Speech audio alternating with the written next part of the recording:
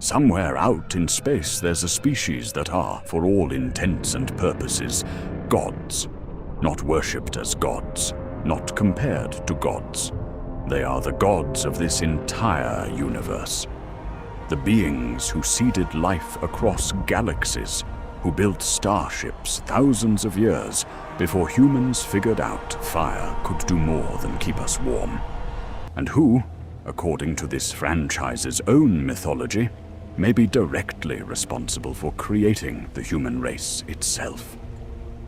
Every single planet, every creature, every twisted horror we've ever covered on this channel exists because of them.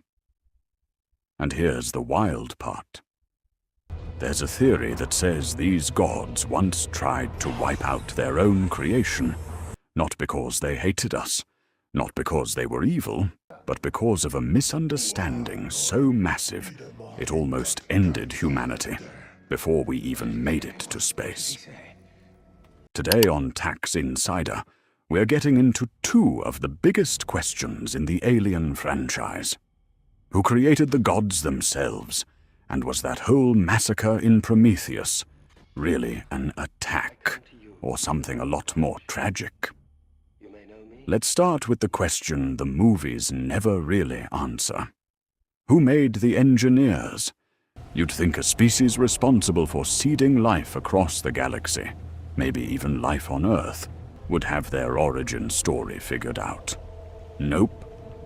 Ridley Scott, the guy behind this whole universe, has actually hinted in interviews that there's a creator behind the creators, basically implying the engineers were made by something even older that we've never actually seen. Early concept art for Prometheus apparently dug into this a lot more, hinting at some bigger cosmic hierarchy above the engineers, but almost none of that made it into the final movie. So what we're left with is a species that seems ancient and godlike and totally unexplained, walking around, acting like the ultimate authority on where life comes from, while giving us zero clues about where they came from. This actually matters a lot, because it changes how you read everything the engineers do later. If they're just the top of the food chain, their actions can look like straight-up dominance. Gods deciding whether lesser beings live or die because they feel like it.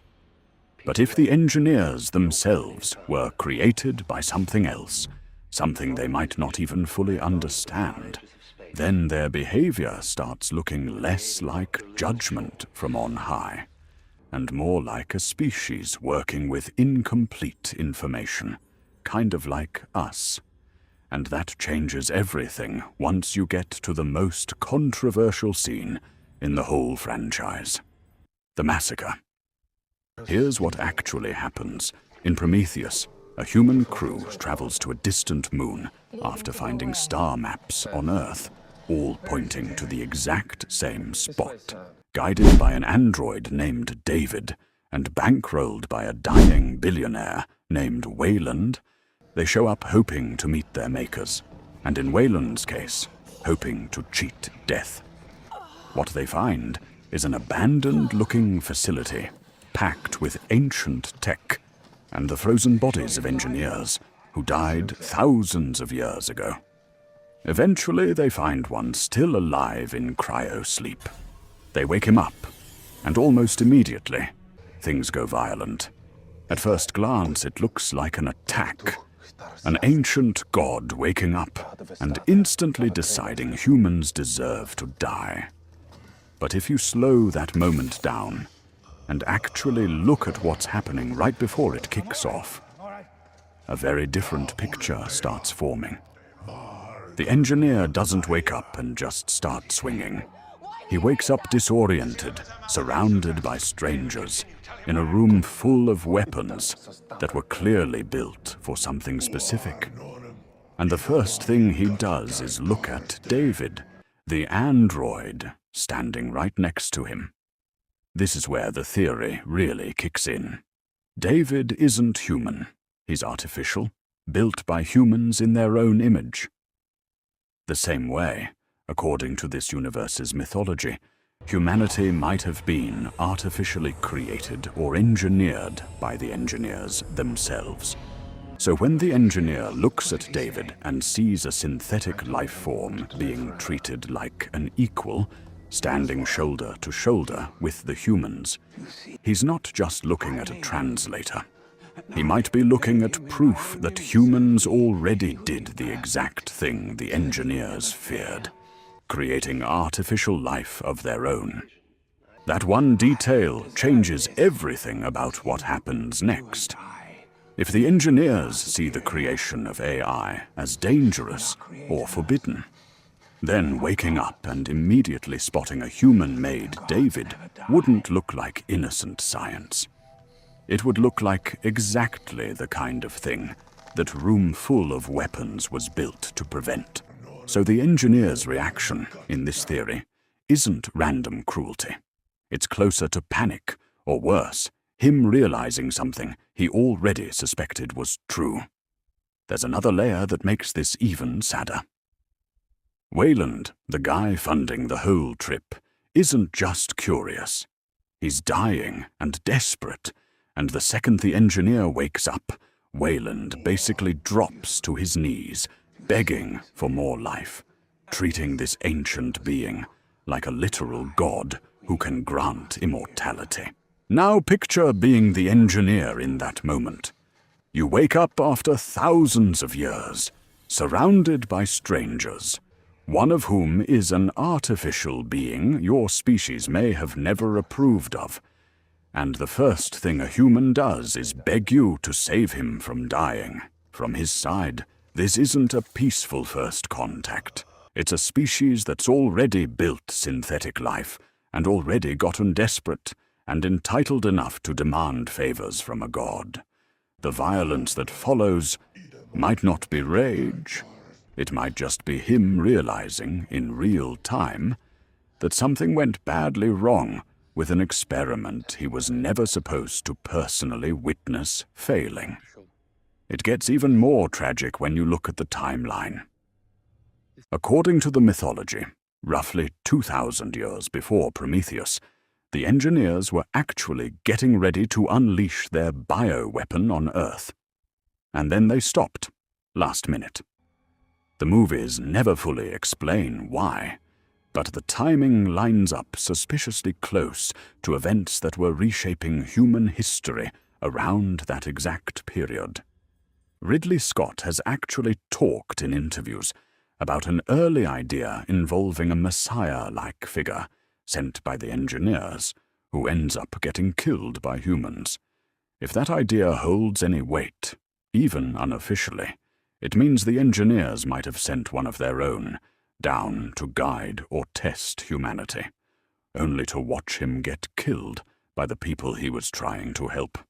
Suddenly, the abandoned attack looks less like random judgment and more like grief and betrayal, and the decision to try again later, slower and more clinical, starts looking like a species that felt personally burned by its own creation.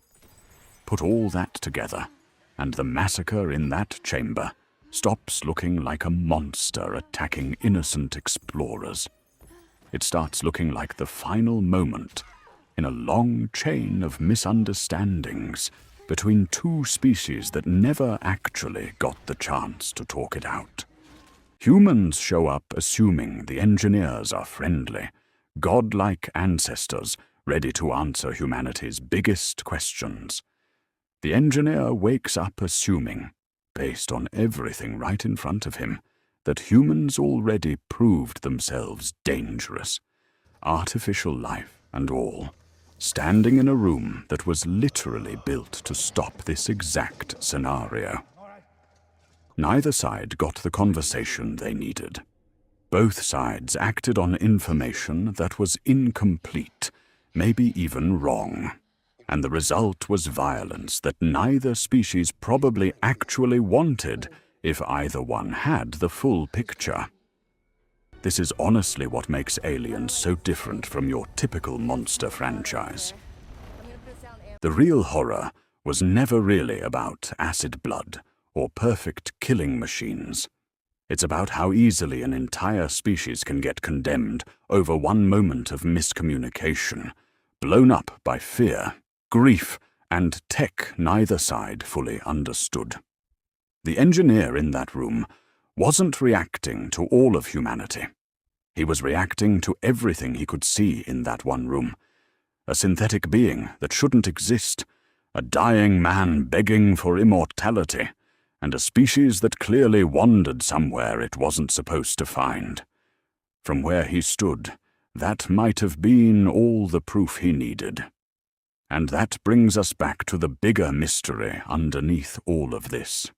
If the engineers were created by something older, something whose rules and motives we've never actually seen, then their whole relationship with humanity might be shaped by pressure we don't even understand. Maybe the reason the engineer panicked so badly at the sight of David wasn't really about humans at all. Maybe it was about consequences the engineers themselves were terrified of, handed down by whatever made them in the first place. A species enforcing rules they're scared to break themselves doesn't look merciful when those rules get broken right in front of them.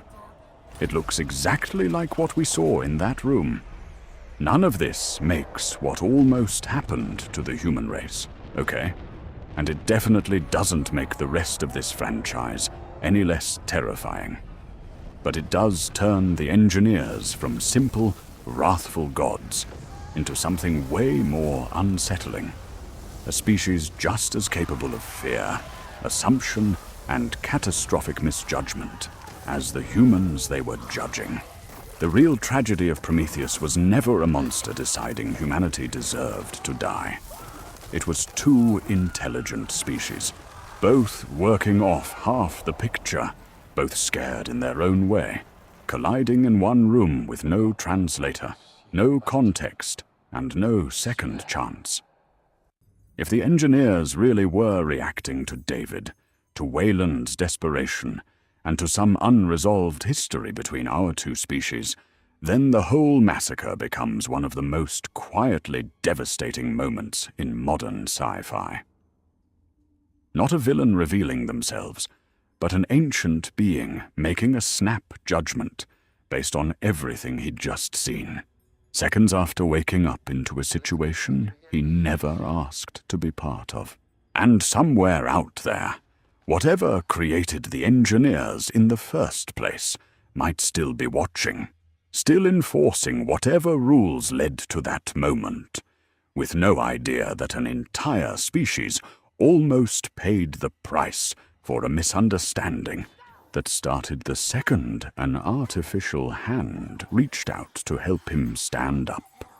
If you want to see how this theory connects to everything that happens after this, David's betrayal, the true origin of the Xenomorph, let me know in the comments, and I'll keep pulling this thread in the next video. Until then, subscribe to Takz Insider for more deep dives into sci-fi mysteries, hidden lore, and theories that change the way you watch these movies forever.